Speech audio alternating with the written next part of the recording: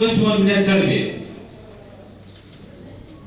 وإيمانا منا بضرورة النهوض بمستوى التربية والتعليم في سبيل تحقيق الرقي والتقدم معرفيا وعلميا. يشرفني باسم اللجنة التحضيرية أن أرحب بكم مجددا، والآن ندعوكم للوقوف بدقيقة صمت على أرواح الشهداء.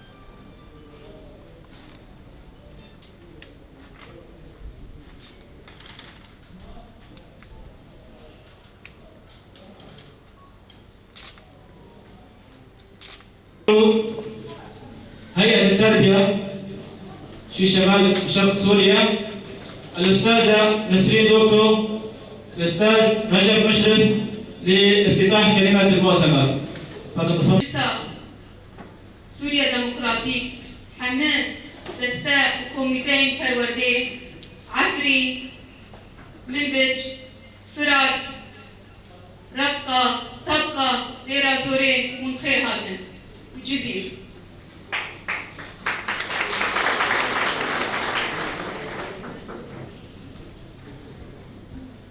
دستپی کردن ام کنگرا یکمین یا باکور روشنات سوریه لتباهی میوان حاضر ماموستا و دلگین حاضر لگشتی سازین پرورده پیروز کن.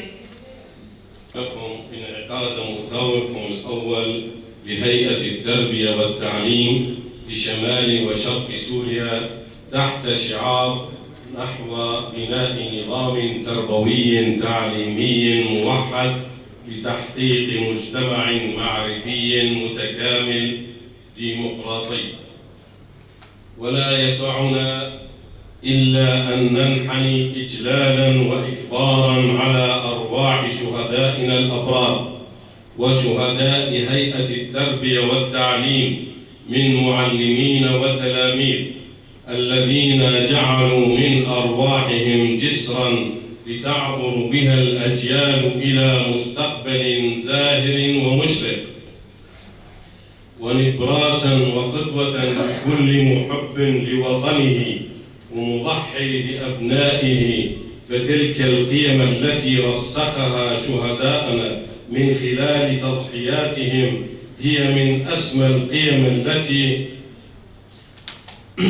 أكدت عليها الشرائع الدينية والفلسفات الإنسانية، ألا وهي قيمة التضحية من أجل الإنسان والمجتمع وإحقاق العدل والحرية. وعلينا جميعا أن نزرع هذه القيم في نفوس أبنائنا وتلاميذنا. وحان الوقت لشعوبنا أن تقول كلمتها وتعبر عن موقفها الرافض للأنظمة الدكتاتورية والشمولية. وما يجري الآن في شمال وشرق سوريا ليس إلا تعبيرا صادقا وحقيقي ورغبة في العيش المشترك بين مختلف مكوناتها، وإفساح المجال لكل مكون أن يعبر عن شخصيته المستقلة من خلال التعبير عن ذاته وثقافته.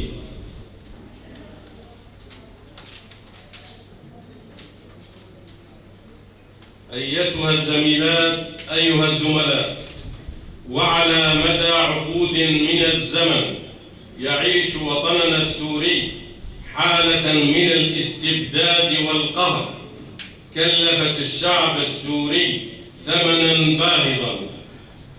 وردا على هذا الواقع انطلق الحراك الشعبي في آذار 2011 ترجمة حقيقية للموقف الجماهيري الرافض لهذه السياسات المتبعة بحقه من شمولية وإقصاء. كما انطلقت أيضا شرارة الثورة 19 تموز من مدينة المقاومة كوباني معلنة نهاية نظام الاستبداد فيها والمحافظة على كرامة الإنسان. فجاءت الإدارة الذاتية كمنجز هام من منجزات ثورة 19 تموز. ففي 2014 تم تأسيس الإدارة الذاتية الديمقراطية على التوالي في كانتون الجزيرة وكانتون كوباني وكانتون عفرين، وتضمنت هذه الإدارات العديد من الهيئات، وفي مقدمتها هيئة التربية والتعليم التي باشرت عملها في ظروف استثنائية وصعبة مع عدم توفر المقومات الحقيقية لهذه العملية التربوية من الأبنية المدرسية والكتاب المدرسي والكادر التعليمي والإداري. فكان لا بد من الاعتماد على القدرات الذاتية للإدارة الناشئة. على الرغم من إمكانياتها المحدودة، انطلقت العملية التربوية في الإدارات الذاتية والمدنية والتعليمية.